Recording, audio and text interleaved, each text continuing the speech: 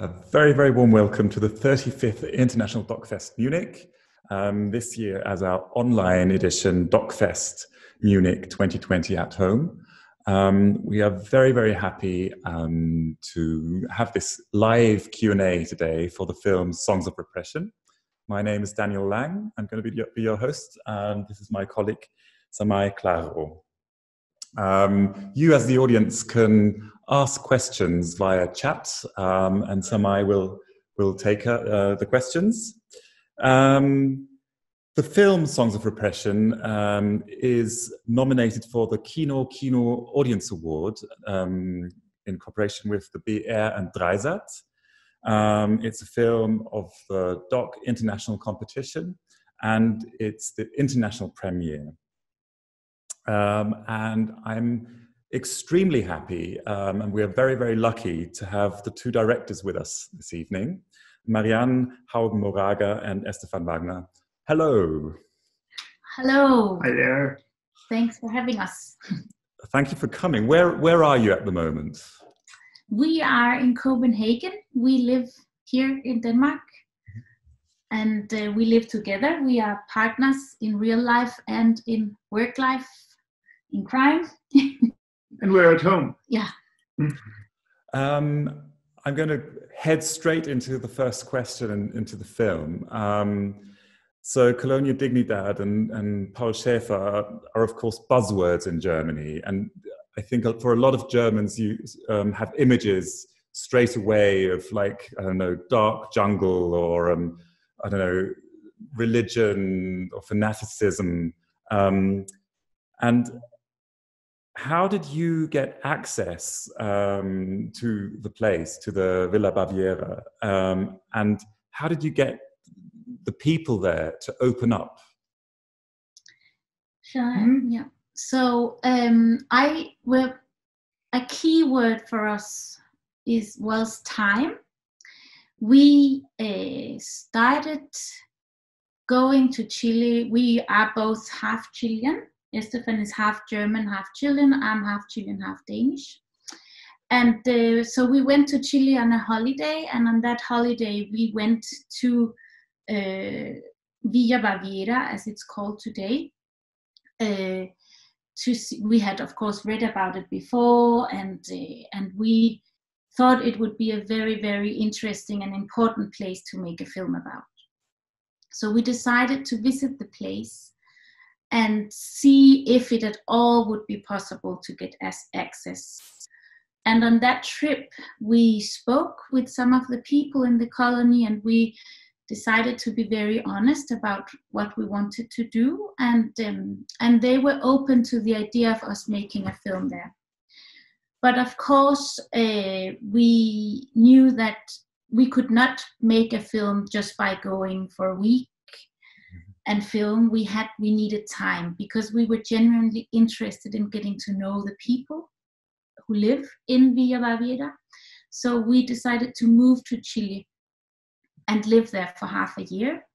We brought our whole family. We have children together as well, and then we stayed very close to the colony and went there every day to get to know the people. And of course, in the beginning, they were very reluctant to let us film with them and tell us their stories, because as many of you in Germany know, it's a place that is used to having the media coming and filming and doing interviews and reportages, and then they leave again. And it's often a very black and white picture that is painted of the place. So they didn't feel that safe. But when they realized that we were genuinely interested in getting to know them as people and opening up for letting them talk about their opinions and views, then they started coming to us and wanting to film with us. Yeah, so time, a lot of time. Yeah.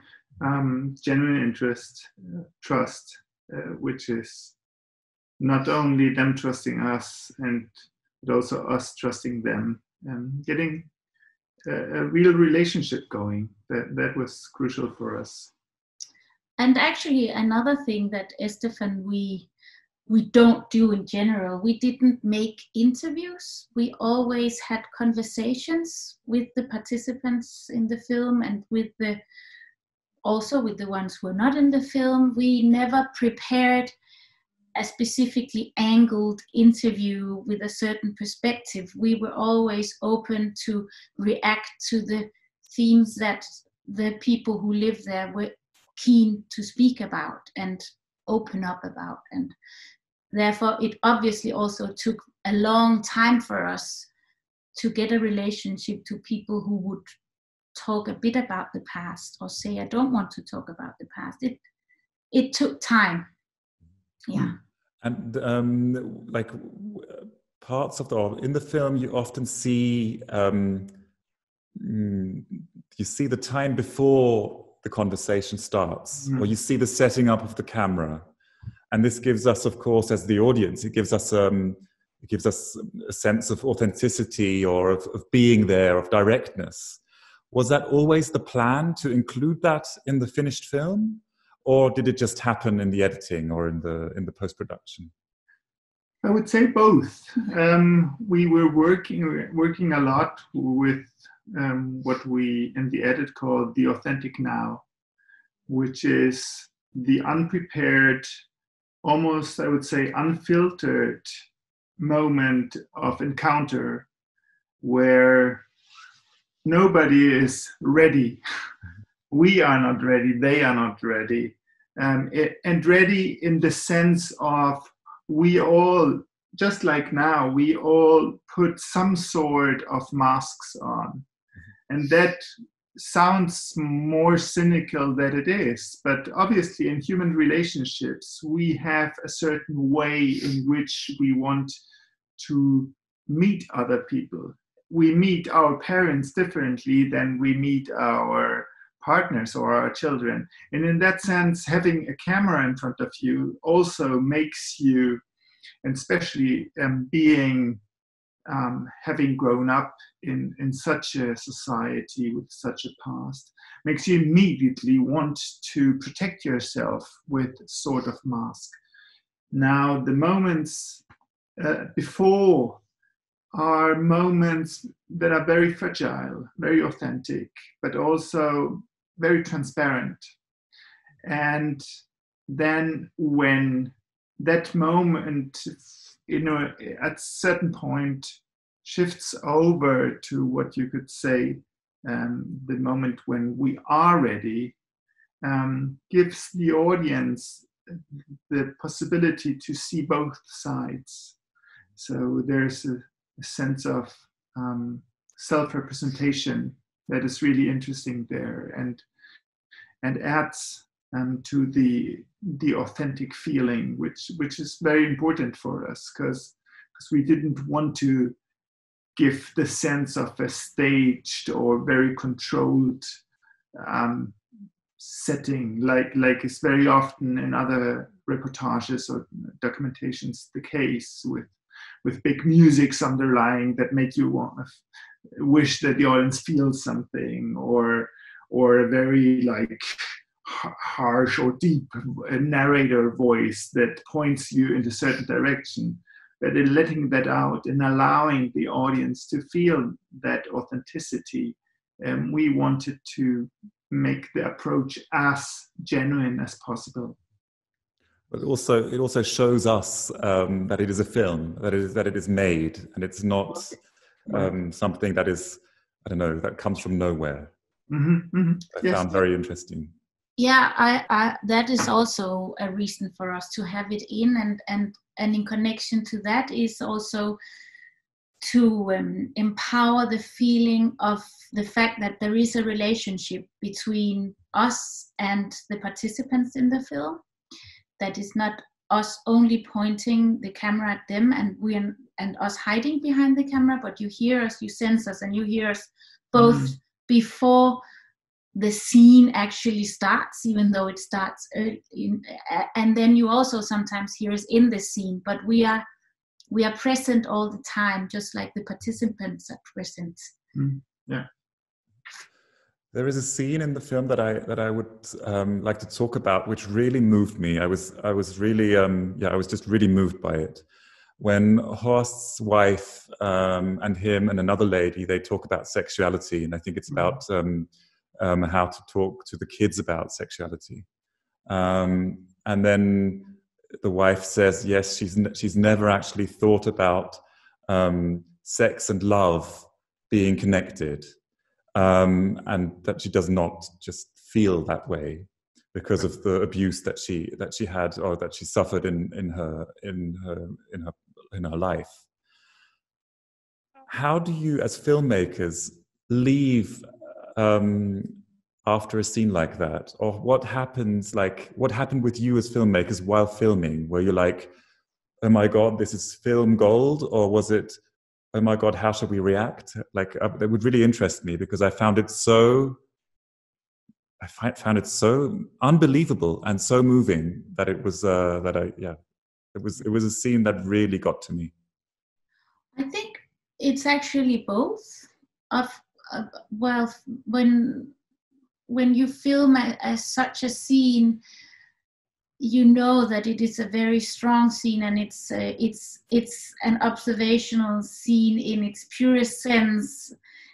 Right now, there is actually a cut from where the psychologist asks, and then Helga answers that she didn't know.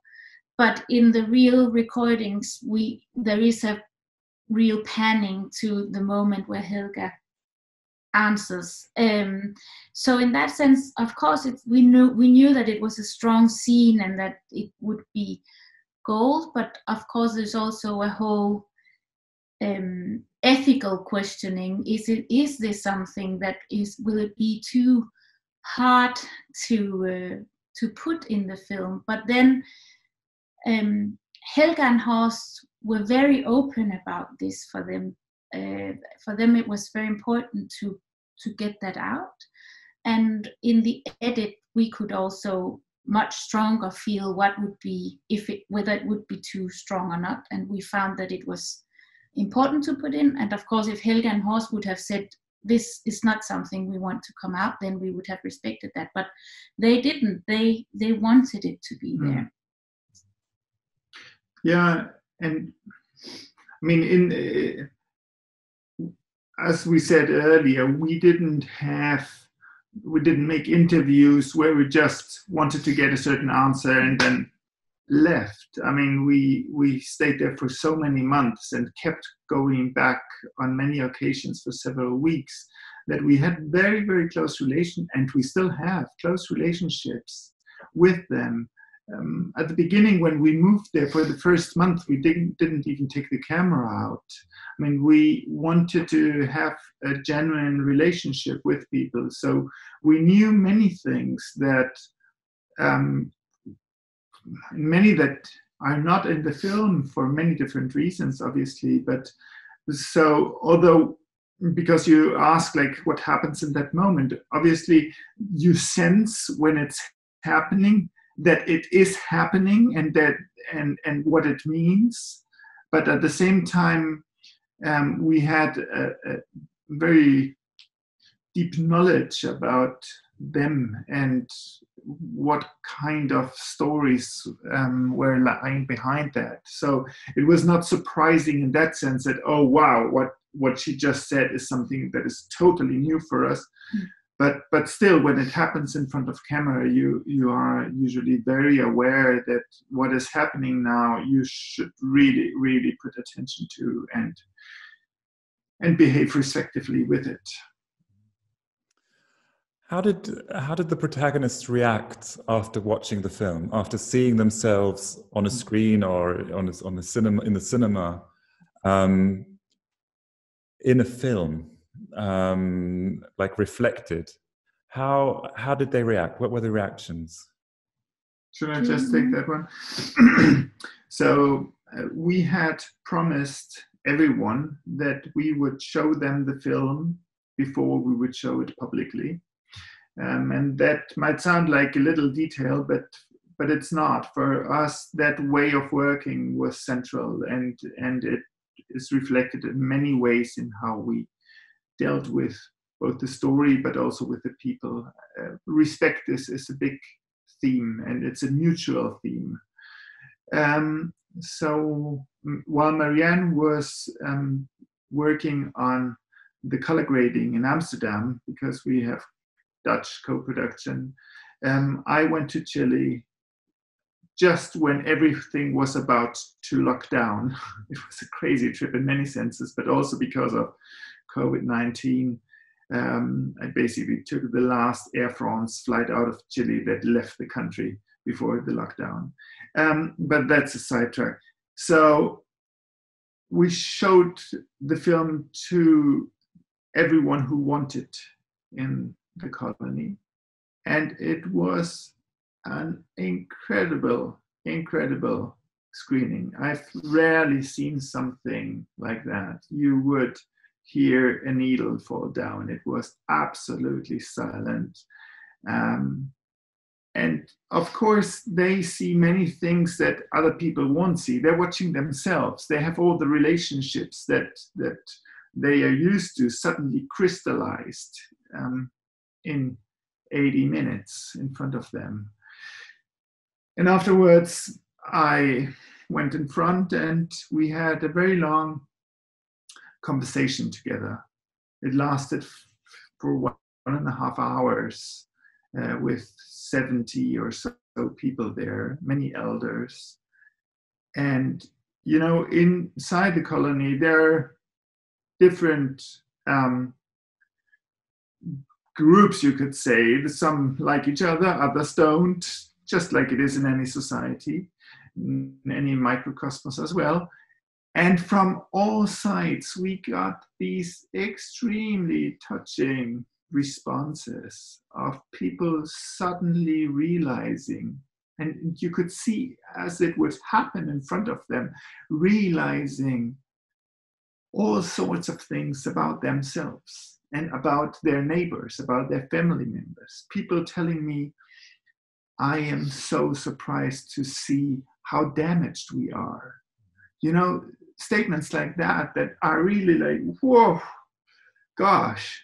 And very old man in his 90s who has been imprisoned for involvement in torturing political prisoners during the Pinochet regime stood up and held a long speech saying that he now realized that he, of course, is one of those who inflicted pain on others of their own people. And that now, for the first time, he would see what pain they would still carry around with them, and that he hoped that some of them might come and visit him because he really wanted to talk with them.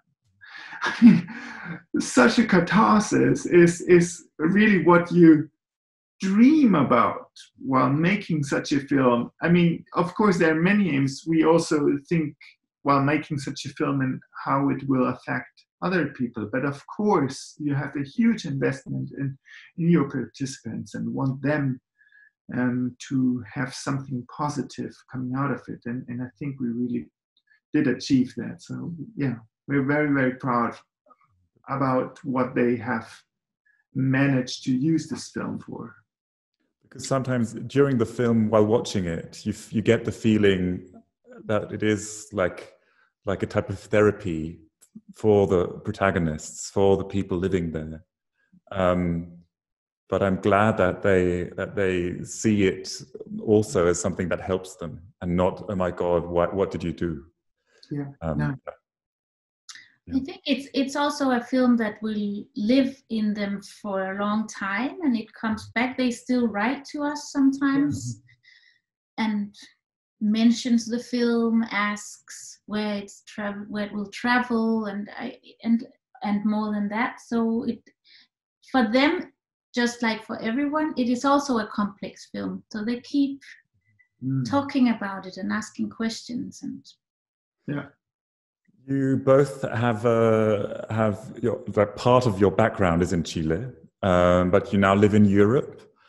Do you think it was easier for you to make a film, I don't know, about Germans who moved to Chile to have like maybe similar experiences of living in a different country, of having to deal with, I don't know, language issues or fear of like not arriving or stuff like that.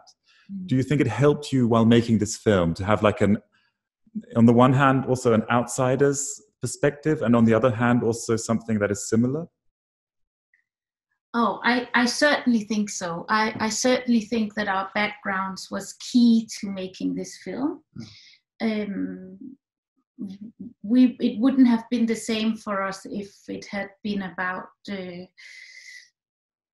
Ukrainian people in Venezuela or in Brazil.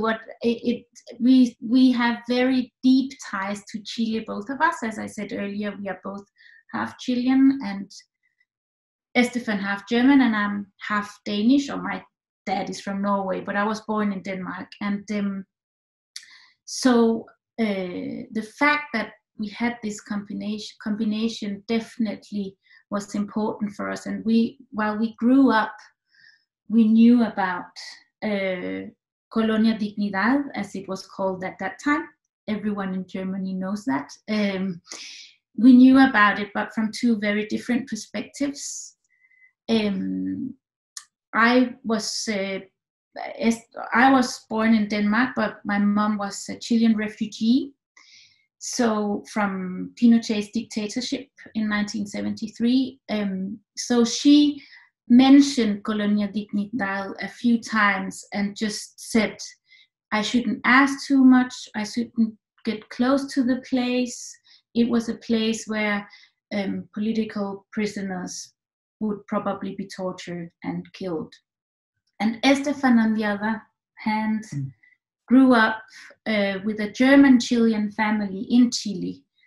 And it was, you don't choose where you grow up and with who, and it was a very right-wing family.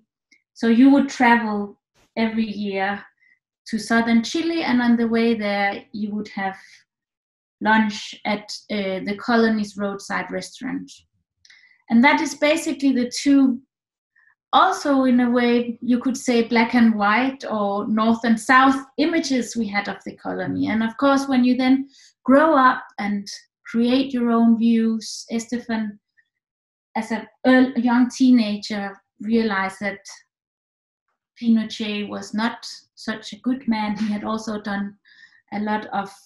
given a lot of pain to many people. And I also started creating my own views where left and right were not only left and right. And in that sense, that obviously when we now as adults spoke about Colonia Dignidad, we thought this would be such an important place for us to make a film.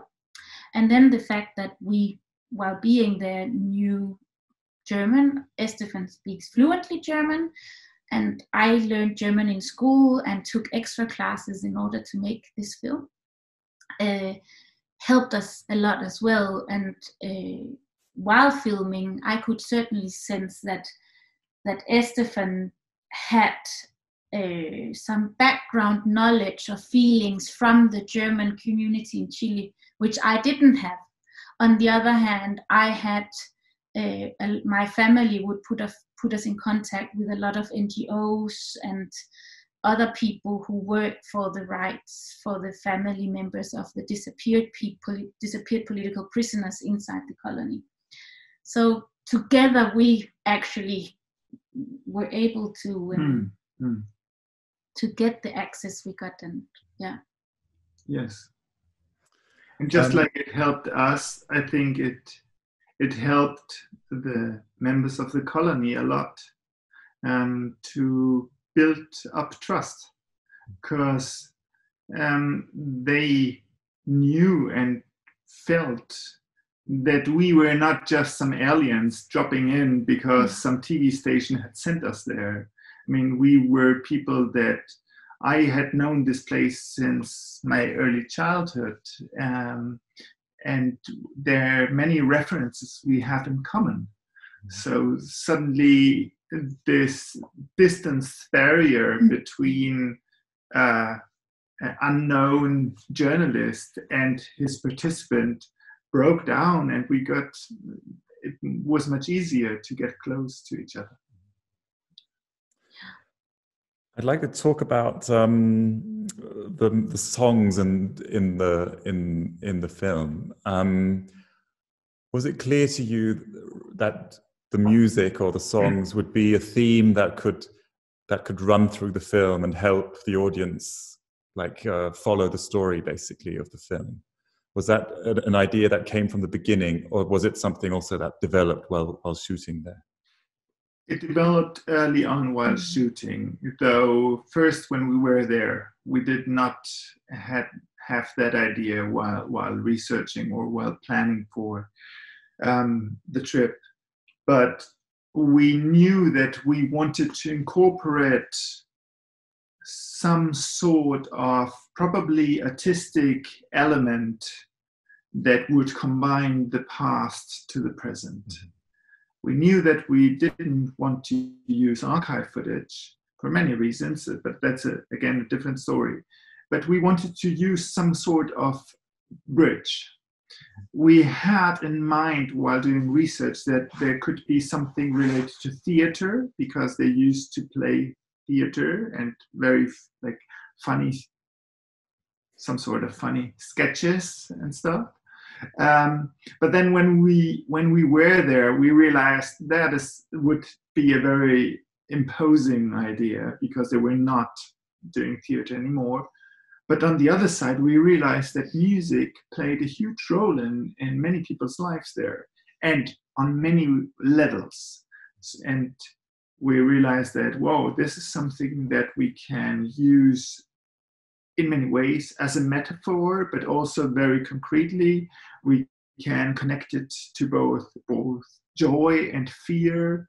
You have people in the film like Horst, who very openly talks about never ever wanting to sing again. And then other people that still use songs, singing, to build up social cohesion, and that connects them to a part of the past that they still are very happy about, and they want to keep that beautiful image of the past alive, and they use music for that. So it's also a way for them to stay alive today and feel part of a community. Right. Now, it was very late in the process that we found the title, Songs of Repression. But we're very happy that the element of songs is part of it, because it really goes like a red thread through the whole film. And it has so many layers of meaning that it again makes it very complex in a beautiful way. Have we got any questions from our audience? I have a lot of questions. I start with the first one, which is, were there any scenes that you shot but didn't use for ethical reasons or to protect the protagonists? Yes, there were. Yes, there were. I think we shouldn't go too much into detail about them, because there are clear reasons why we also left them out. Yeah. But the question is an interesting one, because without wanting to talk about the scenes, obviously the ethical aspect for us was crucial all the way through, and certainly in the editing, where very often we would discuss scenes not only from their dramaturgical narrative importance or how it would give us certain informations or how it would portray certain characters, but also how we as filmmakers have an ethical obligation towards them. And sometimes scenes that for many other reasons were just very, very powerful ended up not being part of the film, because we felt that we would expose people in a way that would be ethically not all right. So Maybe your editor was is Niels Park Andersen, who's a giant in the editing world. Together with Estephan, we both edited. Yes. Yeah. So, but it's like, how was the collaboration? How did the work? How did you work together? Did you? Was it always three of you in the editing suite, or? Yeah, we. It was a very, very joyful process. All three of us together, always in the editing room. We made a pact. We made a pact, and we would not leave the editing room, none of us, until the film was finished. Mm-hmm. So it was very much our three brains together that made this film. And Estephan and Niels edited it, and then Estephan would also be the director, and I would also be the director, and we would have lots of very energetic, you could say, discussions inside that room. Like smoke was coming out of the windows and the doors, and but we were there together all the time, and it was a very, very beautiful and creative process. And yes. How did you start? I'm sure you had quite a lot of material. Did you just say, okay, let's watch all the rushes, or? No, before Niels came on board, we had selected some things. Estephan and I looked through the whole material together, and also had it translated, so that we selected bits that were translated into English, because Niels, he understands some German, but and then that selection we would show Niels, but then he would sometimes say, can we watch some more, please, because from what you've shown me, I would like to see more. But maybe although an anecdote, but concerning your question, how we started, is that just like when we moved to Chile and we went to the colony at the beginning, we didn't take the camera out for almost a month. When we started the edit, we didn't open the computer for the first 3 days.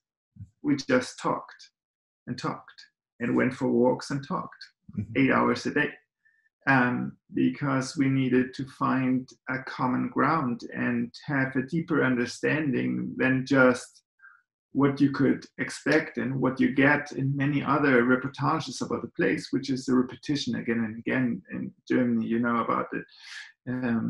So we those conversations were extremely important for us to really find our film, find our voices, and understand what was important for us and the choices we would take and so on. Samay. Yeah, maybe this is a good point to ask this question.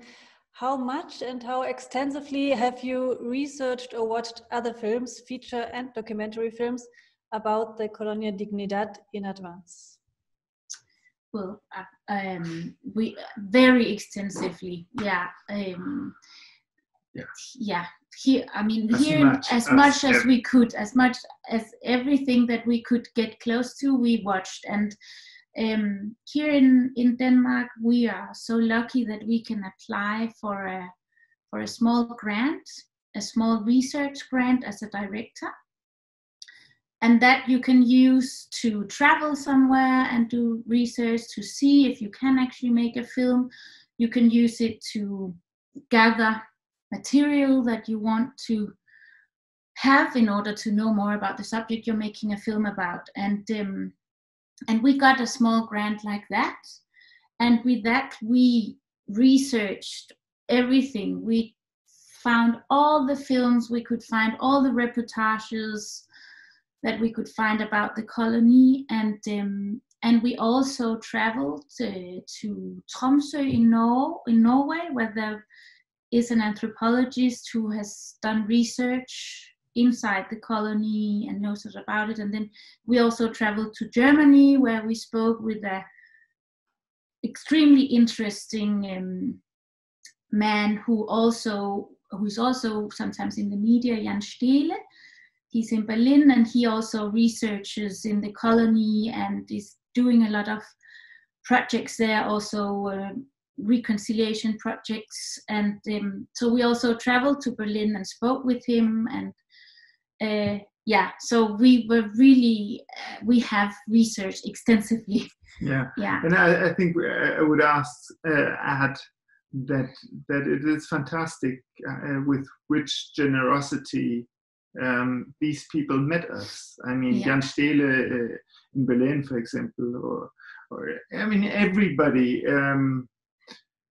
who has dealt with the colony in different ways has been extremely open and generous with helping us to understand this very, very complex history and present they have. So I think it's a good opportunity to say thank you to all of them. Yeah, also in Chile, we also, of course, did a lot of research, and a lot of people there gave us access to whatever they had of knowledge, films, experiences, all kinds of things. So, yeah.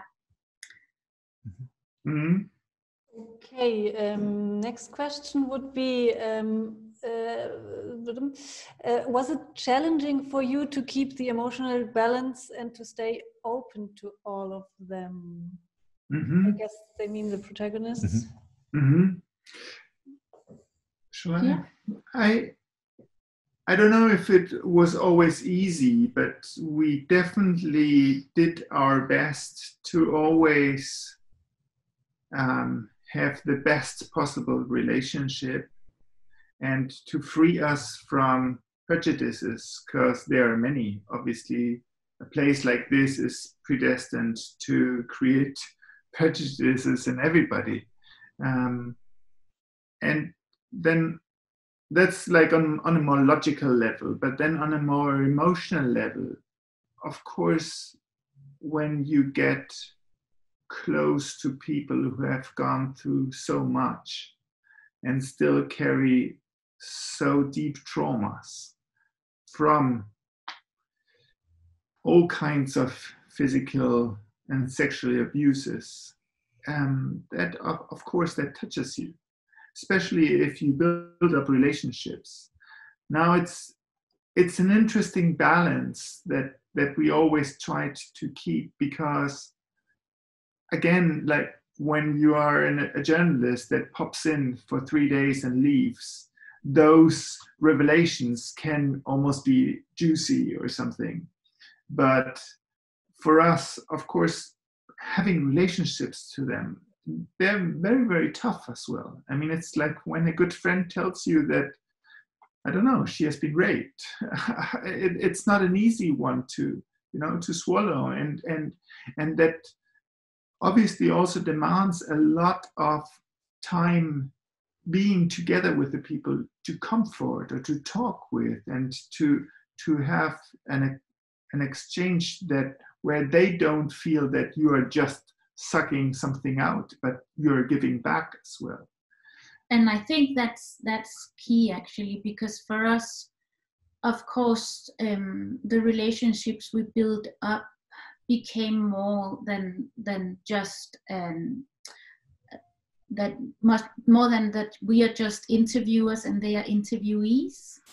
We actually ended up having very close relationships to a lot of the people who live inside the colony, and that comes also from time, but also from this give and take, you could say, relationship. Because of course, it's not that they only told us about their lives. We also told, it's mutual. We also spoke with them about our experiences and some of the things that we might have gone through. So, yeah. Mm-hmm. Okay, one person asked, well, they say congratulations. A lot of them say that too. Thank you. The question is if you have shown the film to people from Chile, and if you have thought about showing it. No, if you have thought about talking to victims of the dictatorship in Chile. Yeah. Okay. So we have shown. before the film premiered at CPH Docs here in Denmark, as we said before, we wanted to show it to the people who live in the colony. But of course, we want to show it in Chile. That is an extremely important premiere for us. We are hoping that this film will open up for a lot of dialogue there about the situation of the colony in Chile, and of course, in that sense, it's really important for us to show the film to all the people who are involved in the whole subject of the political prisoners that were tortured and the ones that were both tortured and disappeared in there. And we have good relationships to the NGOs that deal with these things. There is one NGO that deals with that fights for the rights of the family members to the disappeared political prisoners inside the colony. And then there is another NGO that also fights for the rights of the family members of the disappeared, and also the ones that were tortured in there but survived, and their comrades of the ones who were tortured there. So, and they are very important people for us to show the film to. So that is something that we are looking very much forward to. Okay. Another person says, many thanks for this powerful film. I was very touched to see what deep wounds people have suffered and to feel what they will probably never heal. To what extent do people seek psychological help? And to what extent did you advise them to do so? That's a good question. So they have gotten help from psychiatrists for the last 14 years, I think it is. Nils Biedermann, he is a German Chilean. It's maybe you could discuss if it is enough or not. He goes there once a month. He is paid by the German embassy. It's one of the very few helps that the German government over the course of these many years has given them. And for some years now, a psychologist goes with him, Karin Hinzner. They both do a really, really important job there. But again, it's very little. I mean, they go there once a month, stay over a weekend, and there are 120 people living there. So you can imagine how much time the psychologist has for therapy with each of them. Now, people in the colony are not all equal. There are many different kind of people there, as you also see in the film, and some are very much opposed to ever go near a psychiatrist or a psychologist, and they would say it's a waste of time and whatever, and prefer to, as they say, talk with God. Others do embrace the help of medical specialists and would want to have more help, but it's just not possible for them, partly because of the remoteness of where they live, partly because of their economical limitations. I mean, they truly live many of them live a pretty miserable life, you could say, in many senses. At least economically. So it's just not possible for them to get more psychological help. Maybe just one question with the economics of the place now. Yes. Does everybody fend for themselves, and or is there still this community that they basically produce? I don't know. For example, Horst, does he produce the honey for himself to sell, or does he produce it for the community to sell, or how does it work? Well, you could say that they own a small part of the land No, they own it together. All the land is owned by the companies. Yeah, by the companies. And then Horst, he has the right to use, he has the permission to use the land to make the honey, to have his beehives and make the honey. And then he can sell it to who he wants to sell it. He's almost the only one inside the colony who has a private initiative. Everyone else, I think everyone else works directly employed by what now are companies that own everything in the colony, and the people that live there are their employees. So nobody owns a house, for example. The houses, all buildings, all infrastructure is owned by the companies. So does that imprison them in a way, or is that like the new structure? That depends who you ask. I don't think we are the ones who should who are the right ones to say if it does or not. But clearly, Horst and Helga are finding it very hard to not have their own.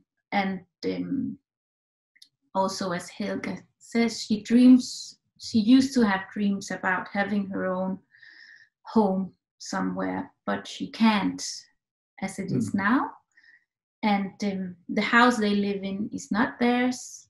They are not paying rent for it, but it's still not theirs. And that obviously, in a country like Chile, where everything is privatized and living is very expensive, it gives a huge insecurity when you don't have your own piece of land or your own little house, and you never know really what can happen.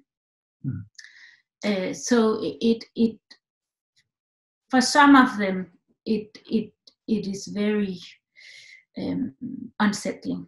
Yeah, I mean they didn't get the chance to have an education, so it's very difficult for people to move out and build a future up.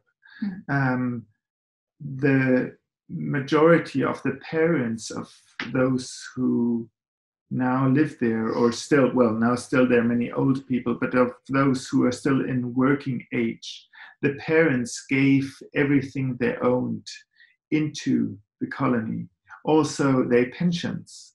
So there's nothing to inherit either.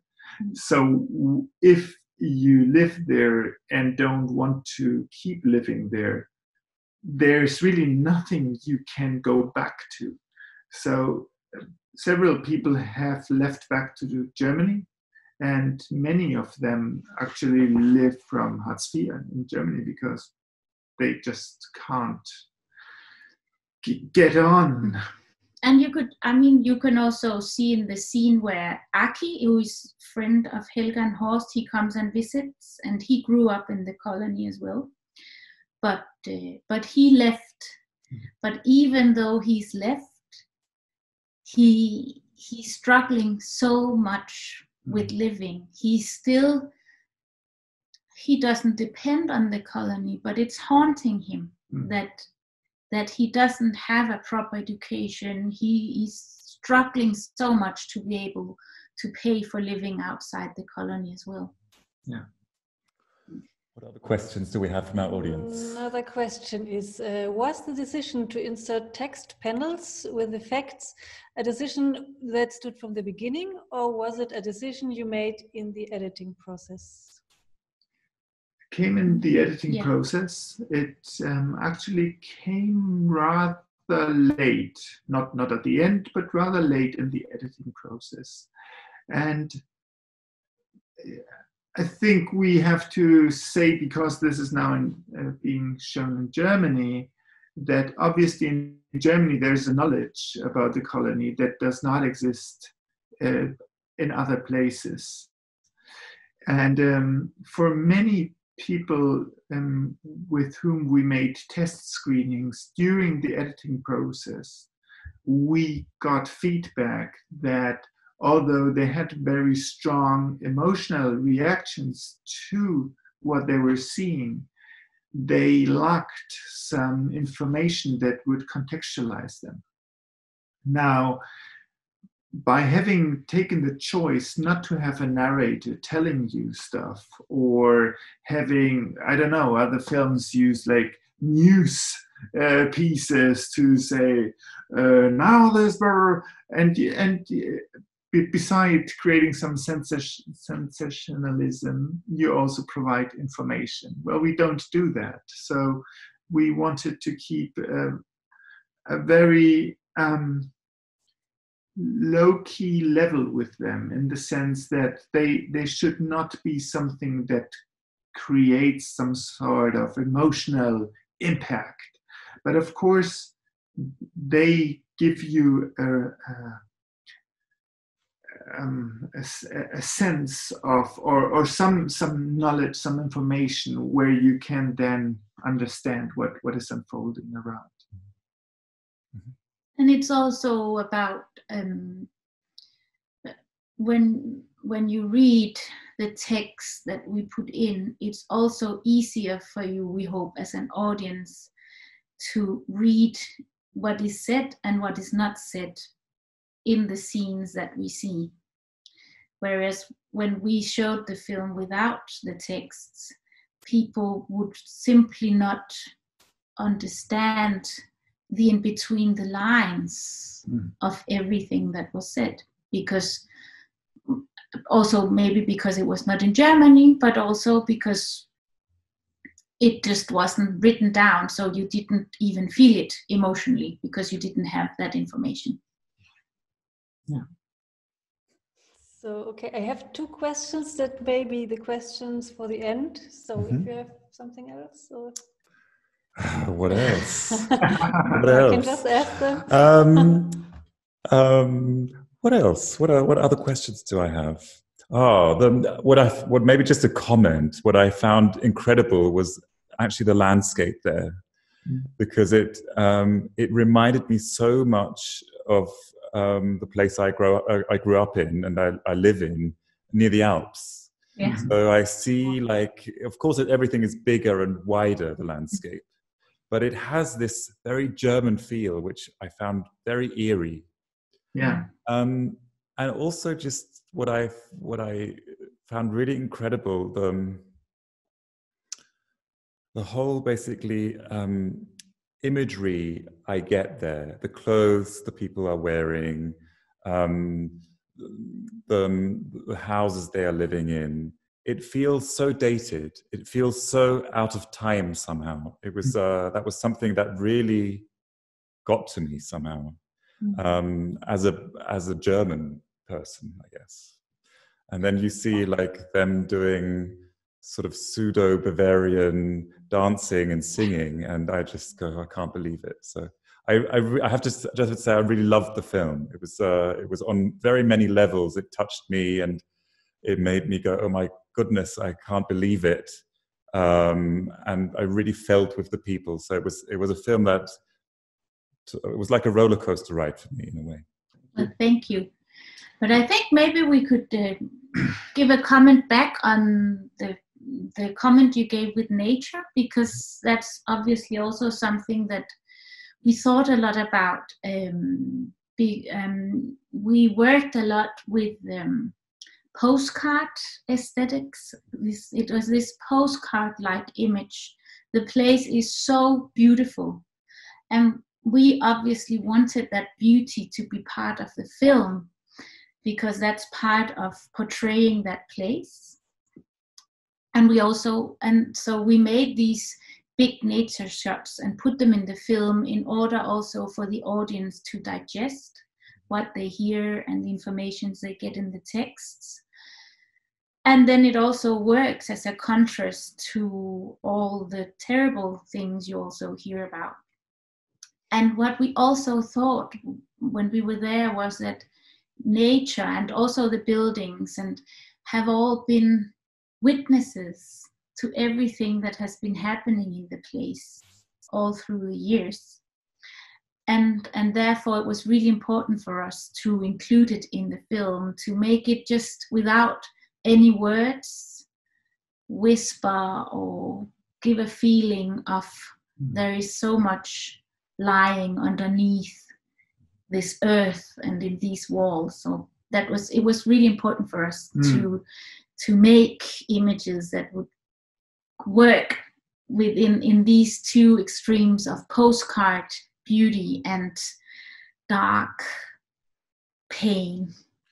And just like the postcard is this very cliche cutout of a reality you want to sell. I mean, we also used another similar place to get inspiration, which is the German Heimatfilm, which sells these indulgent, overly beautiful, romantic, perfect landscape and reality of life.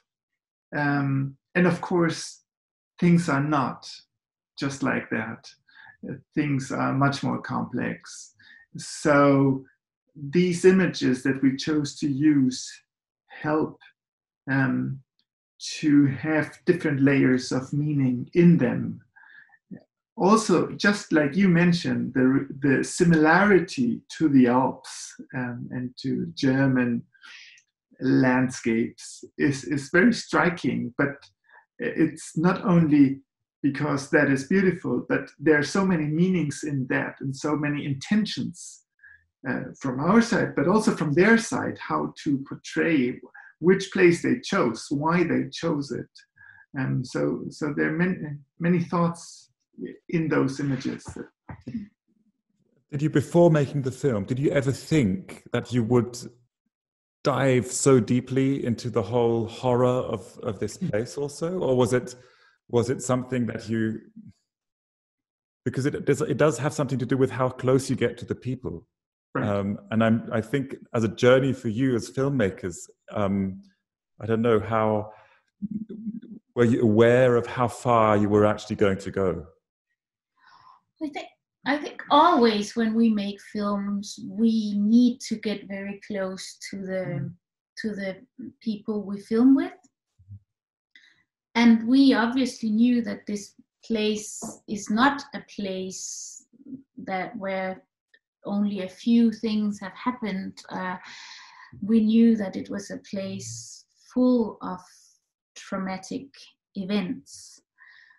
So we were prepared for that. We were prepared of going deep into a place with a lot of pain and trauma. And that is, of course, not easy, but it was something. It didn't surprise us as such, but that doesn't mean that it was easy. I think that what was the hardest, but also very important for us to remember, was that all the people who live in the colony could just as well have been us, and could just have well have been any of us here in the world. You don't know where you end up, and that was, of course, the fact that we could mirror ourselves in the people we met. That was sometimes very hard, but also an important process for us to get deeper and deeper into the place. And yeah. Samay, your last two questions. The last, maybe more. Maybe.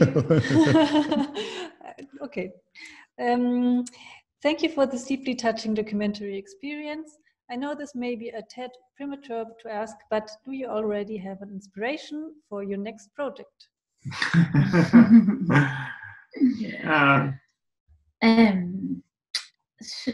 Shall I answer for both of us? Or Go ahead. We don't have something that is completely clear to us. Estephan at the moment is working as an editor on some very interesting projects. and I am starting to develop new projects, but it's not something that is very clear to me yet. And this process has really been intense, and we have worked on it 100% or more, if there were more than 100%, for these 4 years. So there hasn't been much headspace to think about new films, but that will come. Okay, and then I have one question. I don't know if you would like to answer it, but it's the person who writes, say, dumb question, but what is the eye statue in the background? The eye statue, the cinema eye. It's because if the question is like that, I have to answer in case thieves come in. I have like an iron claw. No. I can't hit them with. No, it's an award from a very. It's not a particularly beautiful one. Awards are rarely beautiful, but it's a very prestigious festival or award in the US called Cinema Eye Award, and we were so lucky to win an award there with a previous film that won a special mention at DOK.fest Munich as well. Those who jump, the sauteur in Belgian title. So yeah, that's the eye in the background. An old award.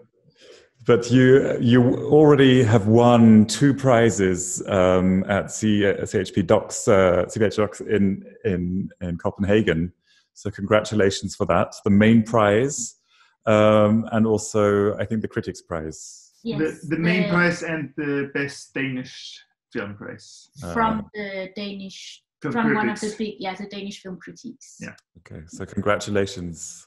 So maybe like for our audience again, Songs of Repression is also nominated for the Audience Award, the Kino Audience Award in cooperation with BR and Dreisat. So if you enjoyed this film, if you want to give your vote for Songs of Repression, then please vote for it after watching the film. How do people do that?